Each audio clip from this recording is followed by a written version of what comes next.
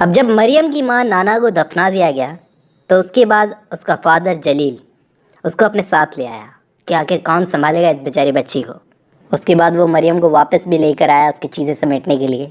उस वक्त मुल्ला फैजुल्ला आया उससे मिलने के लिए, उसे कुछ कुरान की बातें समझाने लगे, लेकिन उसको अपनी माँ की याद आ रही थी। उसकी माँ की बातें याद आ रही थी। वो बोलती थी कि मत जा, वो बोली थी आखिरी बार कि मत जा, वहाँ तेरा कोई नहीं है, मत जा। माँ की बातें दिमाग में घूम रही थी। कुछ भी कड़वा बोलती थी लेकिन वो मेरी अपनी थी। आंसू नहीं रुक रहे थे बेचारी के। और इसके बाद जलील ने उसे परमिशन दे दी कि चलकर हमारे साथ हमारे घर में रहो। लेकिन अपने बाप का डबल फेस उसे नजर आ चुका था। वो सर नीचे करके चली गई जहाँ जलील उसे ले गया और अपने घर में ले जाकर उसको अपना गेस्ट रूम दिया कि यहाँ रहो। वहाँ जाकर वो बिस्तर पर लेट गई, अपनी आंखें बंद कर ली। इसके बाद ज़्यादातर टाइम वो अपने कमरे में ही रहती थी, रूम में अकेली रहती थी, खाना भी अकेले खाती थी। फैमिली के साथ खाने का उसको परमिशन नहीं थी। और इन चीज़ों से वो जान चुकी थी कि उसकी औकात वही है जो उसकी माँ उसे बताती थी, वो एक हरामी है। अगले दिन इस जलील की एक जायज़ बेटी, नीलोफर नाम था उसका, वो इसके पास में आई, अपना ग्रामोफोन पर एक गाना बजाया।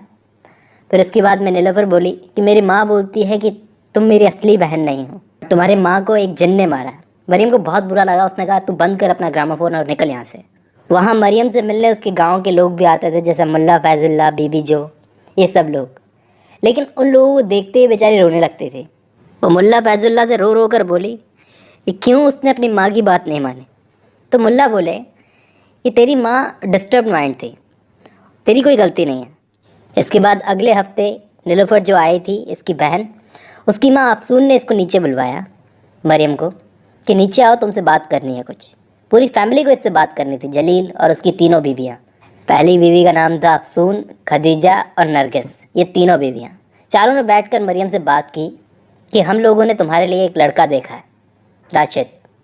जलील का कोई दोस्त है, पश्तून है, काबुल में रहता है, लेकिन हमारी तरह फारसी में बात करता है, लड़का अच्छा है। उस वक्त मरियम बस अपने बाप की तरफ देख रही थी कि ये क्या बोलता है, इसकी क्या इच्छा है, लेकिन वो नज़रें नहीं मिला पा रहा था इससे।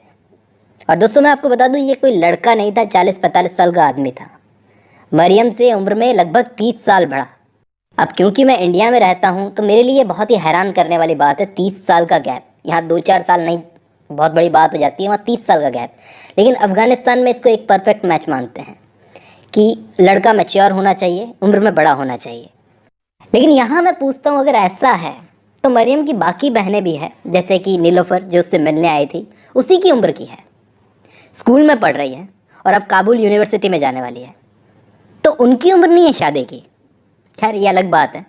अब इन लोगों ने जो बंदा देखा है इसकी शादी के लिए, राशिद, उसकी वाइफ बच्चा पैदा करते करते गुजर गई और उसका बेटा कई साल पहले डूब कर मर गया। जो एक बेटा था इसका, अभी ये अकेला रहता है। तो इसलिए इसको एक वाइफ चाहिए, चाहे कैसी भी मिले, वाइफ चाहिए। मरियम ने जलील से रिक्वेस्ट की कि मुझे शादी नहीं करनी, लोगों को मना करो अपनी तीनों वाइफ्स को, मैं मुल्ला फैजुल्ला के साथ में रह लूँगी, आपको तकलीफ़ लेने की ज़रूरत नहीं है। लेकिन ये तीनों वाइफ्स नहीं मानी कि मुल्ला फैजुल्ला एक बूढ़ा आदमी है, बहुत ही बूढ़ा आदमी है, न जाने कब गुजर जाए, फिर क्या करेगी, हमारे पास ही आना पड़ेगा, फिर भी हमको ही जिम्मेदारी लेनी पड़ेगी, तो अभी शादी करवा देते। लेकिन मरियम को ये डर था कि काबुल आसपास नहीं है, काबुल यहाँ से 650 किलोमीटर दूर है। वहाँ पर रहकर ये राशिद के लिए खाना बनाएगी, सफाई करेगी और कुछ नहीं। पता ये सब सोच सोच के इसको बस अपनी माँ की बात याद आ रही थी, नाना की, कि औरत की किस्मत में तो बस बर्दाश्त करना लिखा है। वो जलील से रो रो कर बोलती रही कि मुझे मत भेजो, लेकिन वो चुप बना रहा। इसके बाद में तीनों में से एक वाइफ उसको उठाकर ऊपर रूम में लॉक कर आई। अगले दिन इन लोगों ने इसको कमरे में एक लॉन्ग स्लीव्ड ग्रीन कलर की ड्रेस और हिजाब दिया कि तैयार हो जाओ। उसकी मर्जी के बिना ही उससे निकाह पढ़वाया गया। मरियम, मुल्ला ने पूछा, मरियम क्या तुम राशिद को अपना हस्बैंड एक्सेप्ट करती हो? वो चुप बनी रही, कुछ नहीं बोली। तो पीछे से उसके फादर बोले, मरियम। तो फिर उसके मुंह से निकला, हाँ कबूल है। उसके बाद एक 40 साल के आदमी के साथ उसकी शादी हो गई। काबुल जाने वाली बस का इंतज़ार करने लगे ये दोनों, जलील भी उनके साथ में था। उनके जाने से पहले वो बताने लगा कि काबुल एक बहुत खूबसूरत शहर है मरियम, तुम वहाँ खुश रहोगी। वही बातें कर रहा था जो वो कभी हेरात के बारे में किया करता था। वो जाती जाती अपने बाप से बस इतना बोल के गई कि अपनी माँ से भी ज़्यादा भरोसा किया था तुम पर।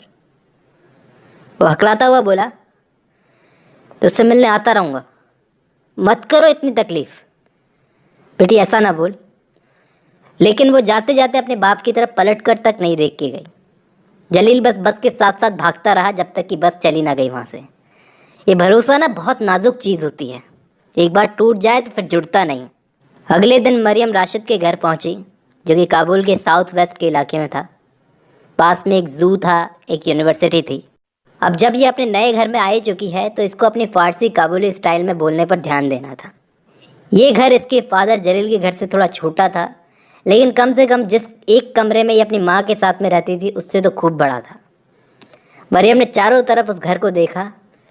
उसे अपनेपन वाली फीलिंग नहीं आ रही थी। लग रहा था किसी अनजान के घर में आ गई हूँ। बिल्कुल अलग अलग सा फर्नीचर, अलग सी स्मेल। वो पुरानी ज़िंदगी में वापस जाकर खूब रोना चाहती थी। ऊपर की तरफ 2 बेडरूम्स थे। राशिद ने उसे एक गेस्ट रूम दे दिया अपना। कहा, जब तक तुम और मैं दोनों कंफर्टेबल नहीं होते तब तक मैं अकेला ही सोना पसंद करूँगा। इस चीज़ ने मरियम को थोड़ी तसल्ली दी। फिर राशिद ने पूछा, तुम्हें उससे डर लग रहा है? तो बोले, नहीं। ये उसकी शादीशुदा ज़िंदगी का पहला झूठ था जब उसने ना बोला। वाकई उसे अपने नए हस्बैंड से डर लग रहा था। अब शुरुआती दिनों में तो ये अपने कमरे में ही रहती थी। राशिद को काम पर जाते हुए देखती थी। वो अपनी बाइसिकल पर कैसे काम पर निकलता था और पूरे घर को देखती थी, और उसे ऐसी फीलिंग आती थी जैसे उसे उसकी जड़ से उखाड़ कर कहीं और प्लांट कर दिया गया हो। आस पड़ोस में औरतें और बच्चों को देखती थी जो वो बाहर खेलते थे, बातें करते थे, और याद आती थी ये देखकर कि किस तरह से ये अपनी माँ के साथ में, नाना के साथ में रात के टाइम पर घर के बाहर बैठकर बातें करती थी। मुल्ला फैजुल्ला दिन के टाइम पर उसको कुरान की बातें समझाते थे। रोज़ जब रात होती तो मरियम को एक डर सा लगता, उसका दिल धड़कने लगता कि कहीं आज राशिद उसे अपने साथ सोने के लिए ना बुला ले।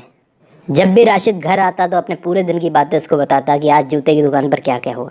ऐसी ऐसी बातें बताता जिन्हें सुनने में मरियम को कोई ख़ास इंटरेस्ट नहीं था।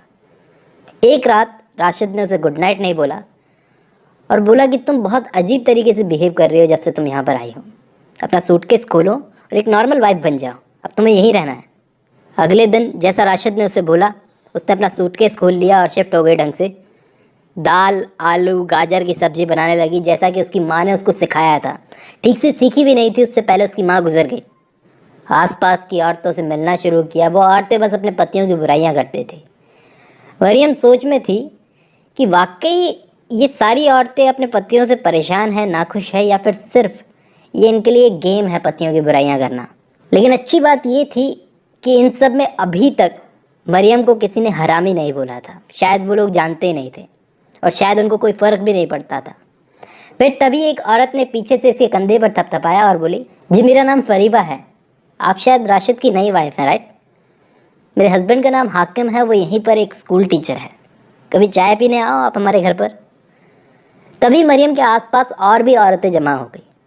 एक घेरा सा बना लिया, उससे सवाल पूछने लगी अजीब अजीब टाइप के। तो मरियम 2 कदम पीछे हो गई। वो डर गई थी, खुद को फंसा हुआ फील कर रही थी। फरीबा बोली, आप लोग उसे डरा रही हैं, थोड़ा दूर हो जाइए। तभी भीड़ के बीच में से निकल के वो भागी अपने घर की तरफ। भागते भागते एक बार गिर भी गई, उसके घुटने में चोट लग गई। अब काबुल के ये घर एक जैसे लगते थे। इन घरों में से वो राशिद का घर पहचान नहीं पा रही थी, अपना ही घर पहचान नहीं पा रही थी।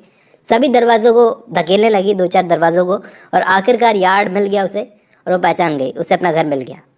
इतना अकेला उसे कभी फील नहीं हुआ था।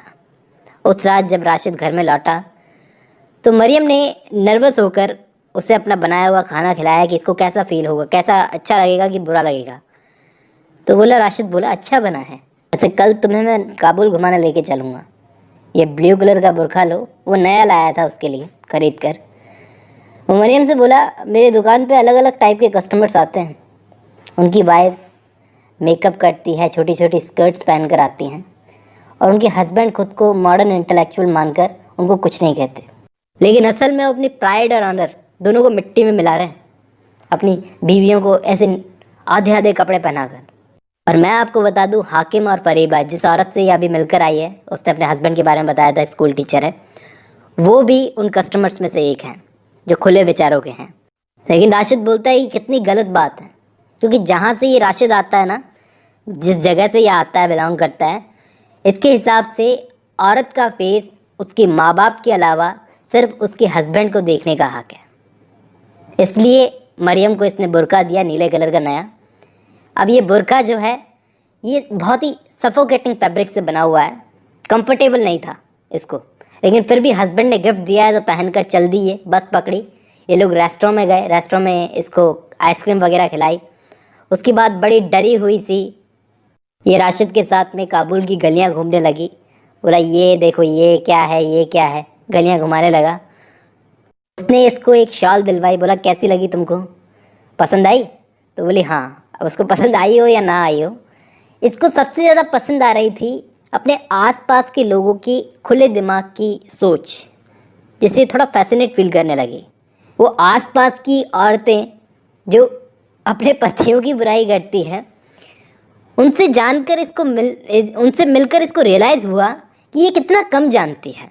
उस रात इसको काबुल घुमाने के बाद में ये इसके रूम में आया और बिस्तर पर इसके साथ में लेट गया। जैसे ही वो उसको टच करने लगा वो कांपने लगी। राशिद बोला इसमें कोई शर्म की बात नहीं है, हम लोग शादीशुदा हैं। और उसके बाद इसने जो करना था वो किया। फिर इसके बाद रमज़ान का महीना आ गया। उन दिनों राशिद से भूखा नहीं रहा जाता था, इसलिए वो रमज़ान रखता नहीं था। जब ईद आई तो ईद पर ये मरियम के साथ में वॉक पर निकला। सब एक दूसरे को ईद मुबारक बोल रहे थे। रास्ते में परीबा ने उसकी तरफ हाथ हिलाया तो मरियम ने सिर्फ गर्दन हिला करके हंस करके उसे रिप्लाई किया। राशिद बोला इनके साथ ज़्यादा बातचीत मत करो, ये लोग बहुत बकवास करते हैं, बहुत ही बकवास लोग हैं। और इसका हस्बैंड तो एकदम ही बेवकूफ़ है, अपनी वाइफ को कुछ बोलता ही नहीं है। इसके बाद उस रात जब चांद दिखा तो ये सारे के सारे फायरवर्क्स देखने गए। मरियम सोचने लगी काश इसकी माँ जिंदा होती तो देख पाती कि इसकी लाइफ में भी कुछ खुशियाँ हैं। वो कहती थी कि तेरी लाइफ में सिर्फ बर्दाश्त करना लिखा है। ईद पर राशिद के कुछ दोस्त लोग आए उसके घर पर पार्टी वगैरह करने के लिए। उस वक्त उसने मरियम को बोला कि तुम ऊपर ही रहो। कम से कम राशिद उसकी इज्जत की परवाह करता था, जो उसे बहुत अच्छा लगा। उसके प्राइड और ऑनर की परवाह करता है और दूसरी औरतों के भी। अब जब वो लोग चले गए तो पूरे घर की सफाई भी इसी को करनी पड़ी। कोई बात नहीं, जब घर साफ कर रही थी तो उस वक्त ये राशिद के कमरे में पहुंची, राशिद के रूम में। वहाँ पर उसकी ड्रेसिंग का ड्रावर खोला तो उसके अंदर एक चीज़ देखकर ये डर गई। वहाँ पर एक बंदूक पड़ी थी और उस ड्रावर में कुछ मैगजीन्स भरी हुई पड़ी थी, आधी नंगी लड़कियों की पिक्चर्स वाली मैगजीन्स। ये देखकर इसको शॉक सा लगा, बड़ा डिस्गस्टिंग सा फील हुआ कि जितना प्राइड और ऑनर की बात करता है ये आदमी, दूसरी औरतों की स्कर्ट्स की बात करता है, सब दिखावा करता है, और नंगे चिथड़ों को देखने में इसको शर्म नहीं आती। फिर इसने खुद को ये बोलकर समझा लिया कि मैं कौन होती हूँ उसको जज करने वाली, जो करे सो करे। उसी के नीचे राशिद के बेटे की इसको पिक्चर मिली जो कि गुजर गया था, डूब के मर गया था। फिर इसके बाद ये सोचने लगी कैसा फील हुआ होगा उसको कि जब इसका बेटा मर गया होगा। एक दिन डॉक्टर ने मरियम को बोला कि तुम प्रेग्नेंट हो। जिस न्यूज़ को सुनकर राशिद तो बड़ा एक्साइटेड हो गया। उसकी इच्छा थी कि लड़का ही पैदा हो। इतना एक्साइटेड हो गया कि अगले दिन ही पालना बनाने लगा अपने होने वाले बेटे के लिए, जिसे देखकर मरियम थोड़ी टेंशन में आ गई कि ये इतना श्योर कैसे है कि लड़का ही होगा। राशिद तो अपने होने वाले लड़के के लिए विंटर कोट भी खरीद लाया था। इसके घर में लोग सेलिब्रेट भी करने आने लगे। राशिद ही बुलवाता था, जिनके लिए पकाने और साफ करने का काम भी यही बेचारे करते थे। वो लोग बस खाते थे और हंसते थे। अगले दिन जब ये हमाम में गई तो अचानक इसके खून आने लगा, दर्द होने लगा। परीबा ने उस वक्त इसकी हेल्प की थी, लेकिन उस वक्त क्या पता चला कि इसका बेबी गिर गया। कभी कभी इसके जो पेन होता था ये सोचती थी कि इसको एक पनिशमेंट मिल रही है, अपनी माँ को जो छोड़ा था ना उसकी पनिशमेंट मिल रही है। उस वक्त राशिद इस पर इतना पॉजिटिव हो चुका था कि इसको मारना तक शुरू कर दिया था। इसका पहली बार बच्चा गिर गया, दूसरी बार गिर गया, तीसरी बार भी गिर गया, चौथी बार भी गिर गया, पांचवी बार भी गिर गया और छठी बार। 4 साल की शादी के अंदर 6 बार इसके बच्चे गिर चुके थे, जिससे राशिद इससे चिड़ा चिड़ा कटा कटा रहने लगा। ऊपर से पता नहीं काबुल में क्या चल रहा था, इसको पता ही नहीं है, कम्युनिस्ट और गवर्नमेंट के बीच में। तो ये अपने हस्बैंड से पूछती, वो उसका मजाक बनाता कि तुमको ज़रा सी भी नॉलेज नहीं है, कुछ भी पढ़ाई लिखाई नहीं की तुमने। बस इनके बच्चा नहीं हो रहा था, राशिद को बस यही टेंशन थी। यहाँ इनके बच्चा नहीं हो रहा था, वहाँ फरीबा जो थी उसने अभी अभी एक बेबी गर्ल को जन्म दिया था, बहुत ही खूबसूरत बच्ची जिसका नाम दिया था इस हाकिम और फरीबा ने लैला। लैला नाम था इस बच्ची का। यहाँ मरियम राशिद के लिए खाना बनाकर लाई। उसने चावल के कटोरे को हटा दिया बहुत गुस्से में। इतने साल हो गए तुमको खाना बनाना नहीं आया ठीक से अभी तक। इसने गुस्से में पता है क्या किया दोस्तों, बाहर जाकर छोटे छोटे पत्थर लेके आया, कंकर, और लाकर मरियम के मुंह में डाल दिए कि चबा चबा। गुस्से में बोला, इसमें जो टेस्ट आता है ना, ऐसा खाना पकाती है तू। इतना बोलकर वो चला गया। मरियम ने पीछे से वो पत्थर थूके अपने मुंह से। जब निकाले बाहर तो खून आया, इसके 2 दांत टूट चुके थे। आगे की कहानी नेक्स्ट वीडियो में।